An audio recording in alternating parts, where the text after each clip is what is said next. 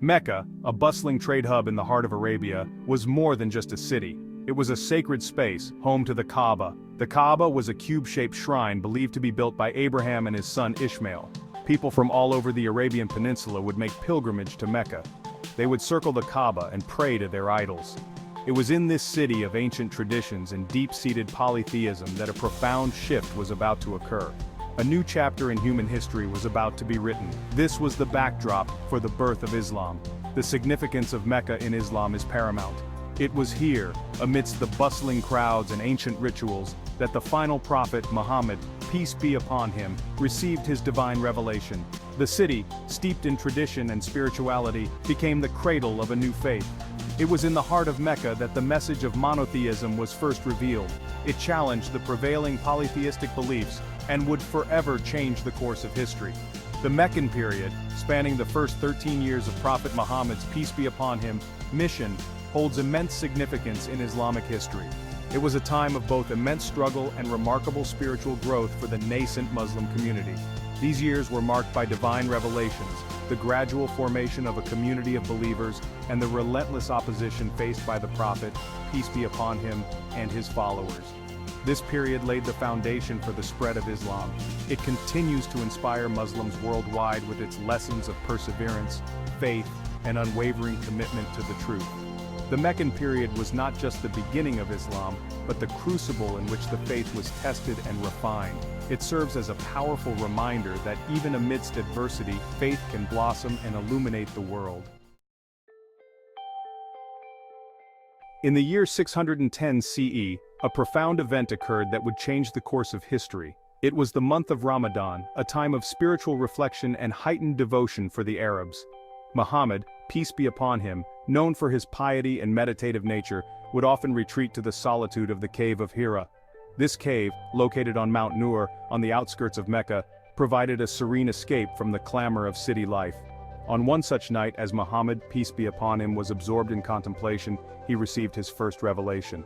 The angel Gabriel appeared before him, commanding him to read. Overwhelmed by the encounter, Muhammad, peace be upon him, expressed his inability to read. Gabriel embraced him tightly and repeated the command, "Read, in the name of your Lord who created man from a clinging substance. Read, and your Lord is the most generous, who taught by the pen, taught man that which he knew not." Quran 96, 1-5. This momentous night, known as Laylat al-Qadr or the Night of Power, marked the beginning of Prophet Muhammad's, peace be upon him, prophetic mission. It was the night when the divine word began to flow through him, igniting a light that would illuminate the world. The revelation he received in the cave of Hira was not just the beginning of Islam, but a turning point in human history. The first revelation received by Prophet Muhammad, peace be upon him, was short but incredibly profound. It emphasized the power of knowledge, learning, and the divine nature of creation. The command to read was not merely about deciphering words on a page, but a call to ponder, to question, and to seek knowledge in all its forms. It was a call to recognize the divine wisdom embedded in the fabric of creation, from the smallest atom to the vastness of the cosmos. This first revelation shook Prophet Muhammad, peace be upon him, to his core. He was a man known for his honesty and truthfulness, a man of contemplation and reflection. The encounter with Angel Gabriel, the overwhelming divine presence, and the profound words of the revelation left him shaken and deeply moved. He returned from the cave of Hira trembling to his beloved wife Khadijah, may Allah be pleased with her. He needed comfort, reassurance, and someone to share the weight of what he had experienced. Khadijah, may Allah be pleased with her, a successful businesswoman and a woman of great wisdom and compassion, played a pivotal role in the early days of Islam. Upon hearing her husband's recount of the event, she didn't doubt him for a moment. Instead, she comforted him, wrapped him in a cloak and reassured him, "Do not be afraid. By Allah, Allah will never disgrace you.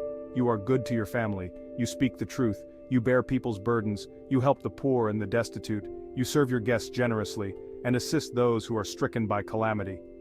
Khadijah, may Allah be pleased with her, then took him to her cousin, Waraka ibn Nawfal, a learned man familiar with the scriptures. Waraka listened intently to Muhammad's experience and declared, "This is the Namus, the same angel Gabriel, who was sent to Moses. You are the prophet of this nation." His words brought both comfort and confirmation to the Prophet, peace be upon him, and his wife. Section 5. The Early Converts, Seeds of Faith. Khadija's unwavering belief in her husband was a source of immense strength for the nascent Muslim community. She became the first convert to Islam, accepting the message of monotheism and pledging her allegiance to Allah and His Messenger. Her conversion was a pivotal moment. It marked the beginning of the formation of the Muslim community, known as the Ummah. Following Khadija's, may Allah be pleased with her, conversion, a few others drawn by the Prophet's peace be upon him, sincerity and the truth of his message, also embraced Islam. Among the earliest converts were Ali ibn Abi Talib, the Prophet's peace be upon him, young cousin, and Abu Bakr as-Siddiq, a close friend known for his trustworthiness and wisdom. These early converts, later known as the Sahaba, or companions, came from diverse backgrounds. They were united by their belief in Allah and their unwavering loyalty to the Prophet, peace be upon him. Section 6. The Secret Call, Spreading the Message Quietly. For the first 3 years after the revelation, Prophet Muhammad, peace be upon him, shared the message of Islam discreetly. He preached to his close family and friends, inviting them to abandon idol worship and embrace the worship of one God, Allah. This period of secret da'wah, or invitation to Islam, was crucial. It allowed the Prophet, peace be upon him, to consolidate the core group of believers and establish a strong foundation for the nascent Muslim community. The early Muslims faced significant risks. They were living in a society deeply entrenched in polytheism.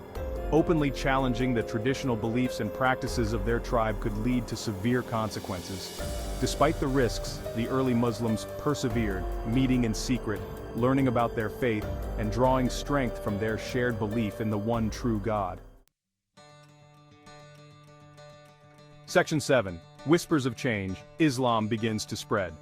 As the number of converts slowly grew, the message of Islam began to spread beyond the Prophet's, peace be upon him, immediate circle. The teachings of Islam, emphasizing monotheism, social justice, and equality, resonated with many, particularly the downtrodden and marginalized members of Meccan society. People were drawn to the message of hope, the promise of a just and equitable society, and the spiritual fulfillment that Islam offered.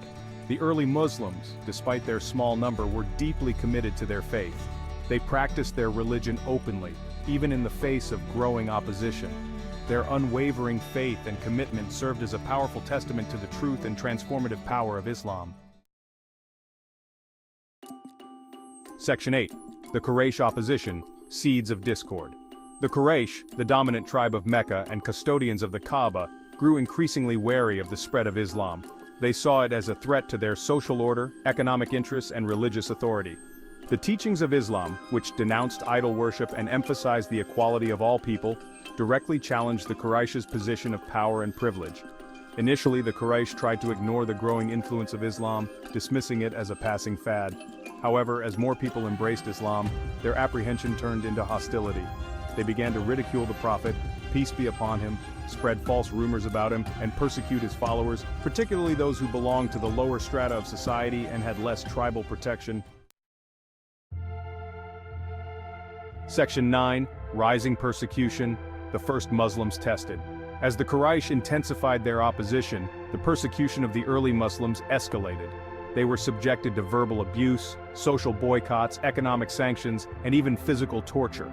Some of the most vulnerable members of the Muslim community, slaves and those without tribal protection, faced the brunt of the Quraysh's wrath.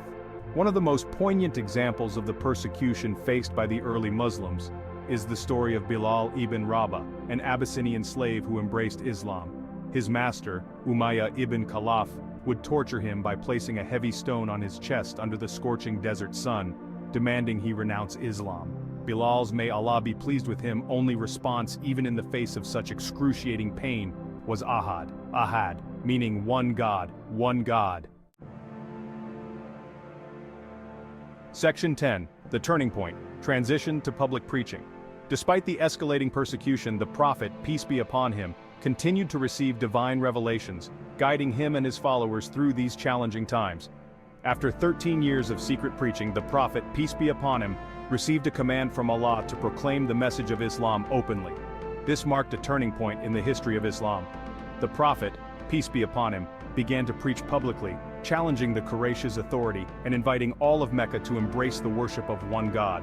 His message, clear and uncompromising, resonated with many, further infuriating the Quraysh. Section 11. Legacy of the Meccan Period. A foundation forged in faith. The Meccan period, though marked by hardship and persecution, played a crucial role in shaping the identity and character of the Muslim community. It was during these formative years that the foundations of Islamic faith, practice, and community life were laid. The early Muslims' unwavering faith, perseverance, and commitment to their beliefs, even in the face of adversity, serve as an enduring inspiration for Muslims worldwide. The Meccan period highlights the importance of resilience and steadfastness in the face of opposition. The early Muslims' unwavering commitment to their faith, even when faced with persecution, serves as a testament to the power of belief and the human spirit. Their experience teaches us that faith is not merely about rituals and ceremonies, but about standing firm in our beliefs, even when it is difficult.